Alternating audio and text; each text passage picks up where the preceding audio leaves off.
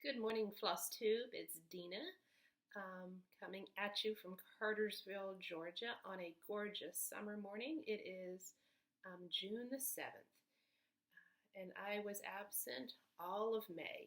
I'm a middle school teacher, and so May is an insanely crazy month. End of year activities. Um, so and my stitchy bug has been sort of missing. So hopefully this video will help bring that stitchy bug back. So welcome to all new viewers and good to see my existing viewers. So let me first start off with Stitch Mania. I knew that a bunch of different starts was not going to work for me and my style of stitching. And so knowing that I was going into the summer months when I'm not quite as physically active, just because I'm not up teaching, I decided to do my Stitch Mania a little bit different. And so what I did for every day in May was I set my alarm for an hour and a half earlier in the morning. So my alarm went off at 5. I got up and did 30 minutes on the treadmill, took a shower, and then did an hour of stitching on my first Mirabilia. So it was 10K May, Mirabilia May, what it sort of merged those two.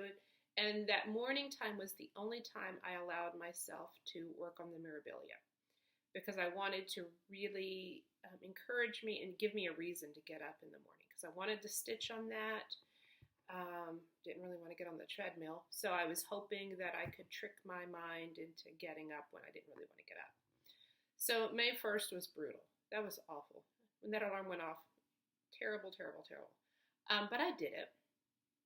May 2nd was easy, not a problem. Got up. By May 3rd, I was waking up on my own without the alarm. So that was a good sign. So the Mirabilia that I chose to work on, goodness, I don't remember what it's called. Lady of the Mist. It's on the back. So this is the one that I chose to do. And so I didn't get as far as one would think. I don't even know which way this thing goes. I think it's this way. That's as far as I got, so not too bad. But the reason I stopped was because I got more addicted to the treadmill than anything else. I love it. Every single day in May, I had over 10,000 steps, which was my goal. One day I had 17,000, 18,000, and I'm continuing it in June. I'm not setting my alarm. But I go down there to that treadmill. We have an elliptical down in the basement too, and so sometimes I do that. But I'll turn on YouTube and just, watch Flosstube. I've been watching some Weight Watchers bloggers, which has been fun and helping me keep on track. And I've been doing some sewing lately, so watching some sewing blogs. And so I might show some of my sewing at the very end. So anyways, that was my Stitch Mania. So that was my morning stitching. Socially, it was a great month with cross stitch. So we've got a huge group of Georgia stitchers, and so someone commented on we've got a Facebook group, hey, we need to get together, and I had nothing going on. So I sent a shout out and said, hey, if y'all want to come over to my house next, I think it was a Saturday, come on over. We'll, hang out in the afternoon. And so just a bunch. I think we had about 10 people. Night Owl Stitcher came, A Needle in Time, It's Kismet Stitches, Persnickety Stitches. Can't remember everyone's Flosstube names. And there were several more. I should have made a list so I wouldn't forget.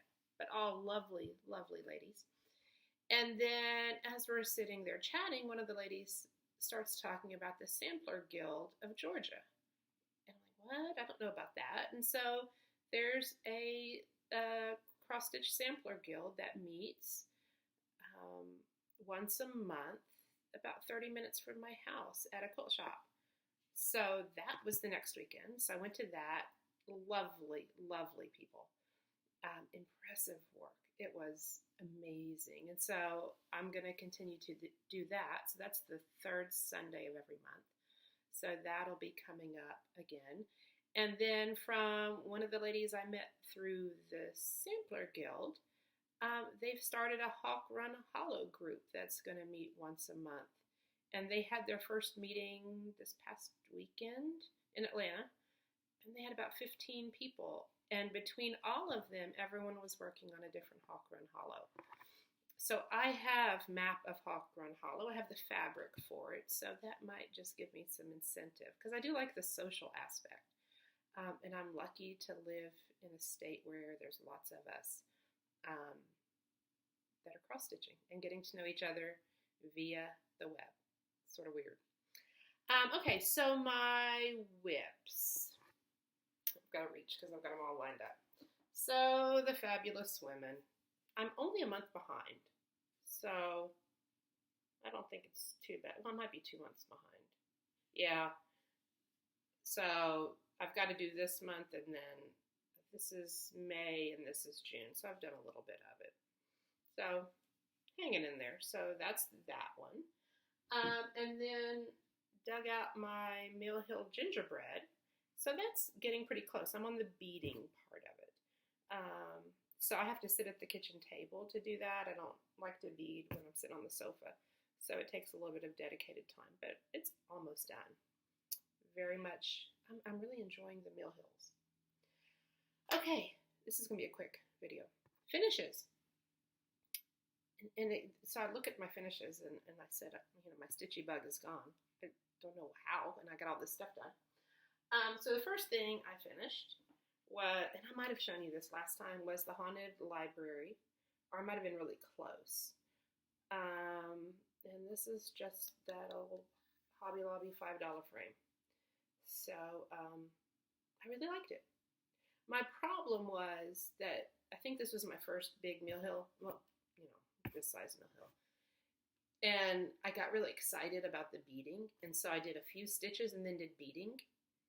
And having those beads in there made it hard to do the other cross stitches. So I've learned my lesson.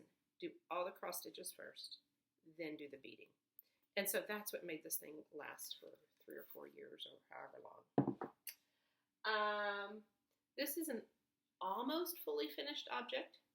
So this Merry and Bright was the most odd-shaped thing in the whole wide world. You couldn't find a frame for this. I was too lazy to do a flat fold. So my husband does like construction downstairs, he's building something. So he had 2x4s. So I just took a 2x4 and covered it with fabric. Someone tries to break in my house at Christmas, I'm gonna slam them over the head with this thing. So I just used some glue, which is why it's not completely finished, because I did a really poor job. I need to go and put another ribbon on top. But yeah, it's almost done. It's my Christmas weapon. And then this one I'm really proud of. It was Mini Mandala Garden. So I had griped about Chatelaines. Like, oh my God, it's so boring. Doing the same thing over and over. And again, I think I griped about this one because I had started doing the beading and then it made it hard to cross stitch. So finally I just made myself, all right, do it, get it done. And then it was so pretty. Now I understand the addiction. And so there's 2 more in the pattern that comes with this. I did get the PDF pattern, and that's what I recommend, because one of my friends got just the print pattern, and she's having a really hard time seeing the symbols. If you get the PDF, then you can blow it up. But I think I'll do the other 2. And then this is my $2.97 frame, something like that, less than $3 at Goodwill. It had a mat and everything. It had some ugly little rabbit inside, I don't know. And so just took out that little thing and stuck my chatelaine in, so $3. Perfect. And then my last one is, all right, this little bee. And you might have heard the crinkling, the lovely crinkling, because I've got all of these, because this is related to what I'm doing later this week. I am actually flying up to DC, where my brother lives, to go spend some time with him and my niece. She's my goddaughter, and she's 8. And my brother is the leader of her Girl Scout troop. And Saturday is their meeting. And so he has asked me to lead the meeting. And so I am going to teach the little girls how to cross stitch. And so I'm using this. This is Cloudsfactory has a free pattern on their website for kids to teach them how to cross stitch. So just a little bumblebee. I think it's 11 count Ada. So I don't have everything fixed up yet. I've got these little bags, ready, and I'm going to have my niece help me on Friday assemble a little kit for everybody because she's supposed to help lead the meeting. And so she's going to help me prep this stuff too. But I thought to myself, okay, what are the little girls going to do with this little bee when they finish it? Because they're not going to finish it all on Saturday. And so I was going to do a tuck pillow, made one, and then realized, all right, that's going to take up way too much room in my suitcase. That is not going to happen. So I just did a tuck door hanging. It's not the most firm thing in the world. And this one actually has interfacing. The rest didn't because my interfacing would not stick. It was fusible. I don't know what was wrong with it. So I tossed it. And so all I did was I followed instructions for a tuck pillow. And this is uber lazy. There's a hole in here somewhere on one side. I didn't even finish it on the inside. There's one where I flipped it around. I figured, okay, it's just going to be stuck in the inside. The little girls, they're not going to dig that far. So then when they finish their little bee, they can just tuck it in and hang it in their room somewhere. So I'm very appreciative of Cloudsfactory for having that out there to teach kids with. And they have cute kid-friendly directions that I've printed off for the girls. How to cross stitch. What do you need? A comfy chair. And they've just done a really good job. So I appreciate that. So that'll be fun. Maybe get some girls interested in stitching.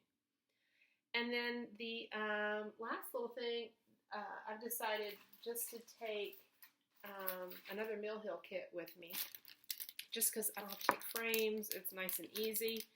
So my son sent me an Amazon gift card for Mother's Day. So I got this Cappuccino, and I got the other one, Latte, I think. And so I'm going to hang them up next to my coffee maker when I'm done.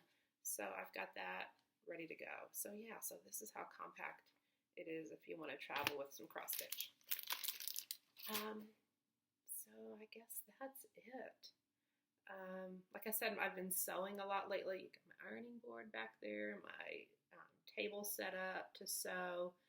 I've been making some skirts to wear this summer. So I made one skirt called the baseball skirt, 2 or 3 reversible skirts called the chocolate chip skirt pattern. And then yesterday I taught myself how to sew in a zipper and made a skirt, a fun skirt using some clearance fabric I found at Hobby Lobby. And my brother's having a party Friday night. He has cherry trees in his yard, and the crop was incredible this year. So he is having a cherry dessert party where he's making just tons of different kinds of cherry desserts and having all the neighbors over. So the fabric that I found will be perfect to wear at the cherry party. So I'll stick those pictures in at the end, and y'all have a great stitchy month.